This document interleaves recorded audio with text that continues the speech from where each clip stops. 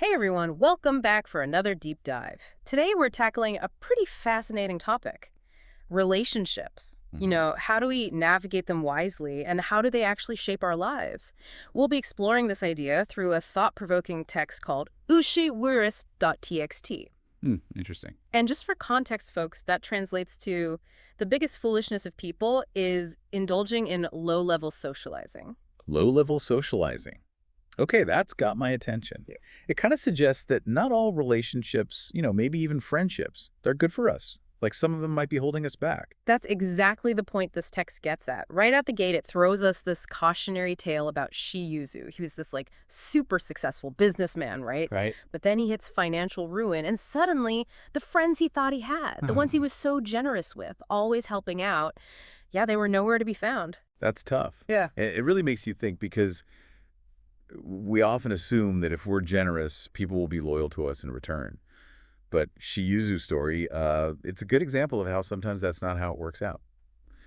And it's a good reminder for all of us listening to think about our own relationships. Are there anything where we're constantly giving, but not really getting anything back? Yeah, that's a really important point. It's not about being selfish, but making sure there's some kind of balance, that give and take. The text also talks about this painter Oh, from the novel Moon and Sixpence.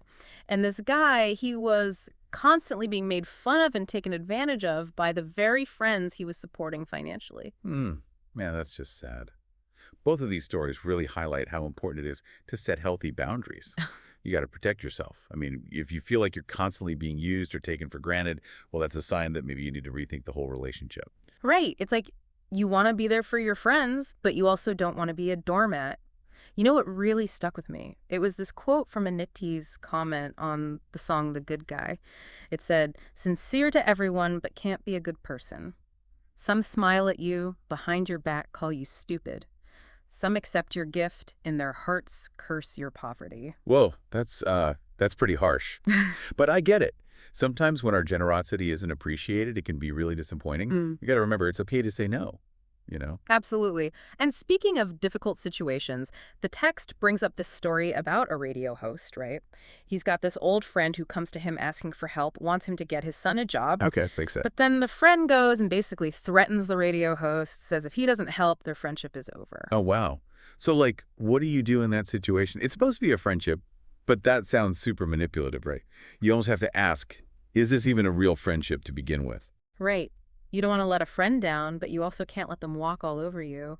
I think it was the writer Sukin who said, "When there is no return for your efforts, please restrain your deep affection and become a cold-hearted person. We don't betray or hurt anyone, but we will keep a bottom line to protect ourselves." I like that. I think what he's getting at is that it's not about being heartless. It's more about standing up for yourself. Totally. And as we get busier in life, learning to say no gets even more important. The text actually shares this anecdote about the writer, Van Dang. After he became super famous, everyone was asking him for favors. I bet. He was completely overwhelmed. In the end, he realized he had to start saying no to protect his time and energy. Yeah, I can see that.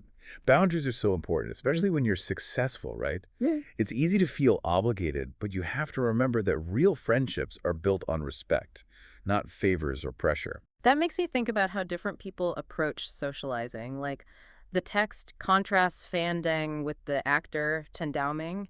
He actually, intentionally keeps a bit of distance in his friendships. Oh, really? Yeah, he really prioritizes quality over quantity. Huh, interesting. It even said that he refused to do a promotional video for a friend's daughter because he really values that separation in his relationship. Wow.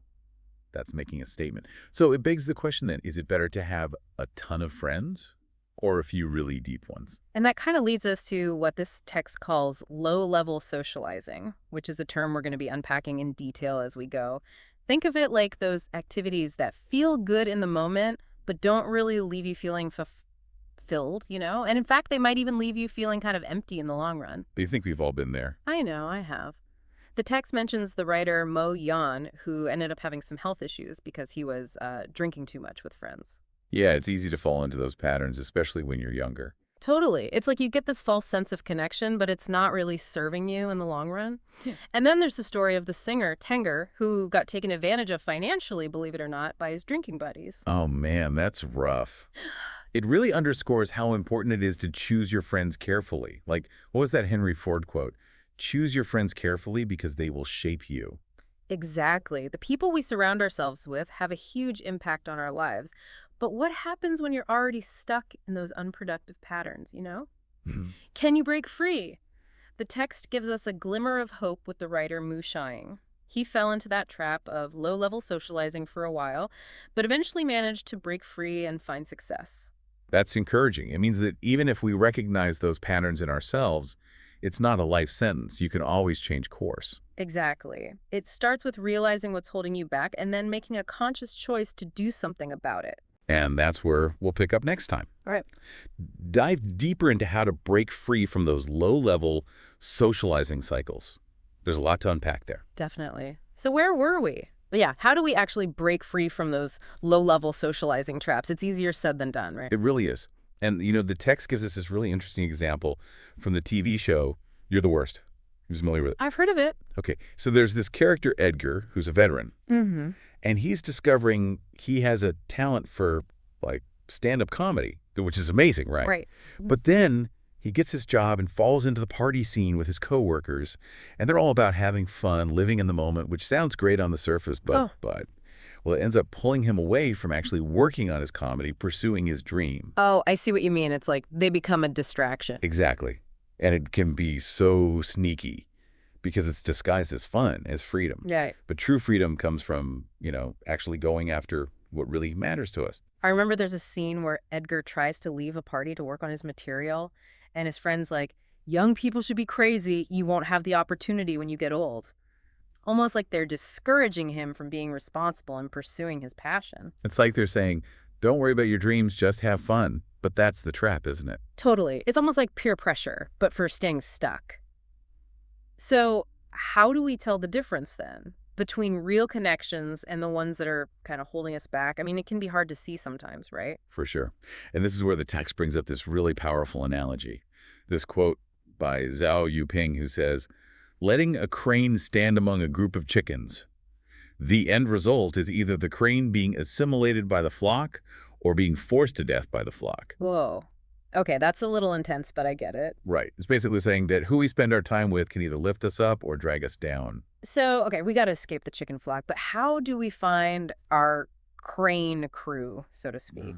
That's the million-dollar question, isn't it? I think it starts with taking a hard look at our relationships and asking some tough questions. Like, do the people I spend time with inspire me? Do I feel energized after hanging out with them or drained? Yeah, that's good. It's like taking inventory. Right. It's not about being judgmental, but honest with ourselves. So it's not just cutting people out of our lives then? Not necessarily. It's more about being intentional. Like the text mentions this screenwriter who realized he was feeling overwhelmed by all these casual acquaintances he had. So he just decided to declutter his contact list, to focus on the people who really mattered. Interesting. So it's like cleaning out your closet, but for your relationships. Exactly. Just like we declutter our homes to create a more peaceful environment. We can do the same thing with our social circles. I like that. Makes sense. The text also talks about this well-known TV host, Du Wento. He was big on networking, right? Yeah, like a lot of people in that industry. Right. But then he realized that all that superficial networking wasn't really fulfilling. It wasn't giving him what he really wanted. So he decided to just prioritize spending time with his close friends, like real quality time. And that's so important. Yeah. It's easy to get caught up in the hustle, but if there's no real connection there, it's kind of pointless. There's a great quote from TV host Kai Kang-yong. Don't bother me with things that have nothing to do with me. I have to save my energy for the people who are important to me. Love that. It's about setting those boundaries, right? Deciding who you really want to invest in. Absolutely. But the text goes even deeper than that. It doesn't just say cut people off. It actually tries to get at the root of why we might get stuck in those low-level socializing patterns in the first place. Yeah, that's interesting because it's not enough to just treat the symptoms, right? We got to understand the cause. Exactly. And the text suggests that sometimes low-level socializing can be a sign of insecurity or maybe even a lack of self-worth. Oh, wow. Okay, so like we're trying to fill a void. In a way, yeah. Like, if we don't feel good about ourselves, we might try to get that validation from other people, even if it's through these, superficial interactions. Makes sense. The text mentions this writer, Lou JJ, who was obsessed with networking, Ah, I know some people like that. right? But eventually, he realized that it didn't mean anything if he didn't actually have any real accomplishments to back it up. It's all surface, no substance. And there's a quote from Montet that really captures this idea. Only when you are truly excellent at the same levels as those big names can your social interaction be truly effective. Otherwise, it's not a network, it's a contact list. Dang, that's good. Right. It's like we got to build that foundation first, that strong sense of self-worth. Otherwise, our relationship's going to be shaky no matter what. So it's an inside job, really. Totally. And to illustrate this, the text contrasts Lou JJ with Steven Spielberg. Oh, interesting. Okay, I'm listening. So early in his career, Spielberg was a huge fan of George Lucas. Right. But when he tried to, connect with Lucas, he was basically ignored. Ouch. I bet that hurt. Right. But here's the thing. Spielberg didn't let that stop him. Instead, he channeled that energy into getting better at his craft. He focused on becoming the best filmmaker he could be. And what happened? Well, as his success grew, so did his reputation. And guess what? He ended up earning the respect and friendship of George Lucas. Wow, that's kind of poetic justice. He didn't chase after the connection, he earned it. Exactly. It's a powerful example of how focusing on our own growth can attract the right people into our lives. It's like the more we become who we're meant to be, the more we attract people who resonate with that. And those are the connections that truly matter, the ones that feel authentic and supportive. Man, this has been such a great conversation. We've covered so much ground, from manipulative friendships to the psychology behind low-level socializing. And we've seen how focusing on our own growth is key to attracting those meaningful relationships. Right. It's like everything starts with us. The text leaves us with this final quote from writer Lu Young that really sums it all up. In this life, what often limits your development is not IQ or education, but the circle you live in. Powerful, isn't it? It's a reminder that we have more control than we think when it comes to shaping our lives. And that includes the people we choose to spend our time with. This whole deep dive has been so eye-opening. I'm definitely going to be looking at my own relationships with a fresh perspective. I hope so. And, this is just the beginning of the conversation. There's so much more to explore when it comes to building healthy, fulfilling relationships. For sure. I'm already thinking about who I need to connect with more intentionally, and maybe some relationships I need to reevaluate. That's great. It's about being honest with ourselves and making choices that truly support our well-being. It's like we were saying earlier, it all starts with us. Thanks for joining us for this insightful deep dive into the world of relationships. We'll see you next time for another fascinating exploration. That quote from Lu Young, the one about our circles limiting us more than our IQ or education, well, it really stuck with me. It's kind of crazy when you think about it. We have more power to shape our environment than we realize. I know, right? It's easy to get caught up in personal development stuff, like reading all the right books, taking courses, mastering skills. But we often forget about the people around us. It's like they're our unofficial board of advisors or something. But instead of giving direct feedback, their influence is more subtle. It's in their actions, their conversations, even their way of being. Yeah, exactly. And sometimes it's not even about negative influences holding us back. It can be about being around people who are just content with where they are, not really striving for more. And that can be contagious. It can kind of dim our own fire. So it's not just about escaping the chicken flock then, it's also about actively seeking out the crane crew, the folks who are soaring. Exactly. It's about being intentional about surrounding ourselves with people who inspire us to be our best, people who challenge us, celebrate our wins, and, have our backs when we stumble. This is making me think about my own circles. Are there some relationships I need to maybe, reevaluate? Or maybe some people I should be connecting with more intentionally? I think that's a great takeaway from this whole conversation. It's not about judging other people or cutting people off. It's more about being honest with ourselves. Which relationships really feel good, which ones nourish us, and which ones maybe drain our energy or hold us back. It's easy to forget that our time and energy are limited, right? Totally. We only have so much to give. So it makes sense to be mindful about how we invest it, both in ourselves and in our relationships.